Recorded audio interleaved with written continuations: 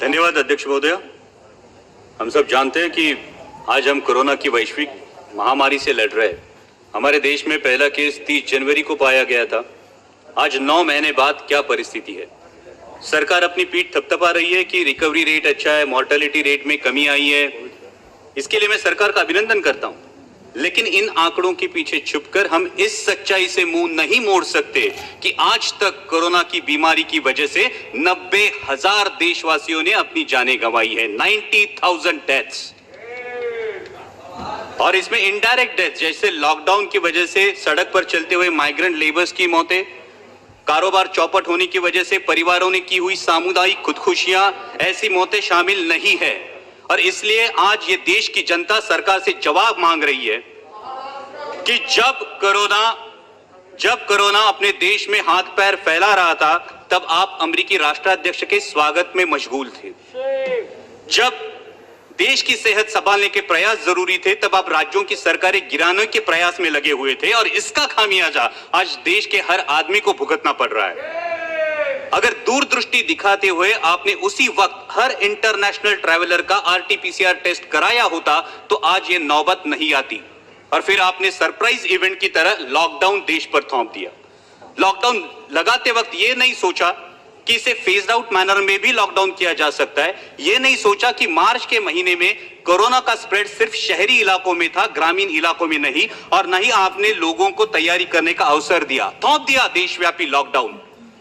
परिणाम स्वरूप किसानों के हाथ से फसल चली गई, कईयों की रोजी रोटी चली गई, माइग्रेंट लेबर्स को सैकड़ों किलोमीटर पैदल चलना पड़ा।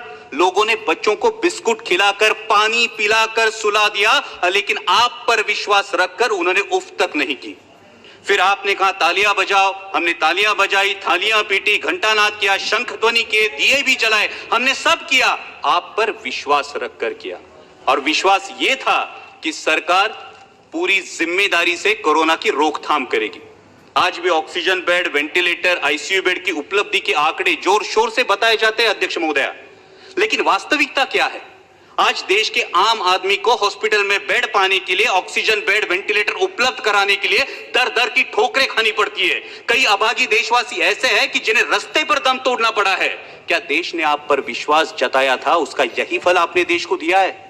आज 9 महीने बाद भी सर्वशक्तिशाली सरकार देशवासियों के दिलों से इस दहशत को उखाड़ फेंक नहीं पाई, जिनकी उनके दिल में इनसिक्योरिटी है, अपनी जान को लेकर, अपनी सेहत को लेकर, अपने काम को लेकर, अपने भविष्य को लेकर। तो क्या यह हमारी विफलता नहीं है?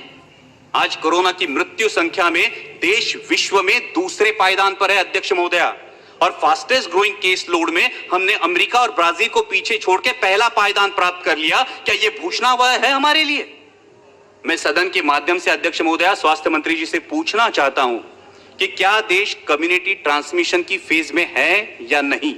अगर इस सवाल का जवाब हां है, तो सरकार की सब पॉलिसीज फेल हो चुकी है, इसका यह सबूत है। और अगर इस सवाल का जवाब ना है, तो फिर प्रतिदिन 1 लाख के करीब केसेस कैसे पाए जाते हैं?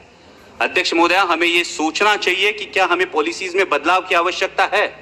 अब तक हम individual case identification, contact tracing और क्वारंटाइन के बजाय अब हम जियोग्राफिकल स्प्रेड ट्रैकिंग और उस एरिया में पर्याप्त आरोग्य सुविधा डिप्लॉय करने के बारे में क्या हमें सोचना चाहिए? आज कोरोना से जो युवा उभरे हैं वो प्लाज्मा डोनेट करने के लिए रेडी है, लेकिन मैं स्वास्थ्य मंत्री जी से अनुरोध करूंगा कि ICMR का अब तक प्लाज्मा डोनेशन के लिए, प्लाज्मा थेरेपी के लिए क्लियर डायरेक्टिव्स नहीं है। वही बात सलाइवरी टेस्टिंग की है, और वही बात औषधों के दरों की है। आज फैबीफ्लू ले लीजिए, आज रेमडेसिविर ले लीजिए, आम आदमी के जेब के पहुंच से ये दवाइयां आज भी बाहर है, इस पे विचार होना चाहिए। दुर्भाग्य की बात तो यह है अध्यक्ष महोदया कि जिन पर हमने कोविड वॉरियर्स करके फूल बरसाए, उनमें से कितने मेडिकल प्रोफेशनल्स की कोरोना से मृत्यु हुई, इसकी भी जानकारी हमारे पास नहीं है। यह दुर्भाग्य की बात है।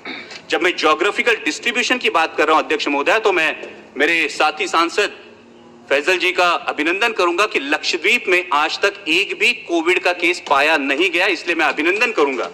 लेकिन उसी के साथ जब हम ज्योग्राफिकल डिस्ट्रीब्यूशन की बात करते हैं, तो कोविड से सबसे बाधित राज्य मेरा राज्य है महाराष्ट्र। आज महाराष्ट्र में 22% केसेस है और 37% डेथ्स है। अध्यक्ष महोदय, मैंने अभी शुरू किया है, अभी मैं करेक्टिव मेजर्स पे आ रहा हूं। अध्यक्ष महोदय 2 मिनट दीजिए, सिर्फ 5 मिनट, सिर्फ 2 मिनट दीजिए। और जैसा सांसद अरविंद जी सावंत ने कहा, उस प्रकार से महाराष्ट्र सरकार पूरी तरीके से कोशिश कर रही है, आदरणीय शरद पवार जी के मार्गदर्शन में कर रही है।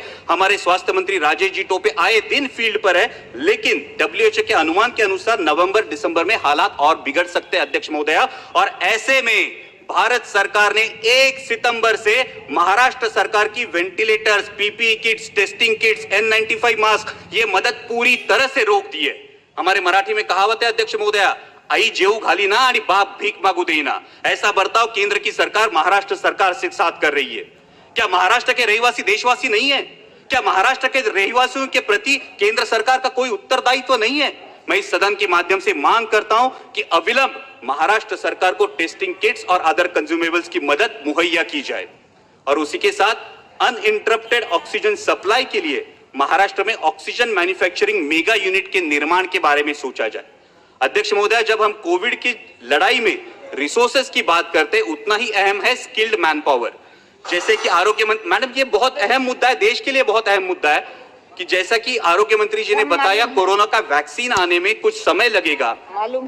तो इसके लिए हमें सिर्फ 2 मुद्दे, इसके लिए हमें स्किल्ड मैन पावर की जरूरत पड़ने वाली है। और इसीलिए जो नेशनल हेल्थ मिशन के रेट्स है, उन रेट्स में आसानी से स्किल्ड मैन पावर उपलब्ध नहीं हो सकती, इसलिए नेशनल हेल्थ मिशन के रेट्स को रिवाइज किया जाए ताकि और ज्यादा स्किल्ड मैन पावर इस कोरोना की लड़ाई में इन्फ्यूज की जा सके। और उसी के साथ बहुत बहुत धन्यवाद MCI जी। के माध्यम से ताज्या बातम्यांसाठी लोकशाही न्यूज चॅनलला सबस्क्राईब करा आणि बेल आयकॉनवर क्लिक करा।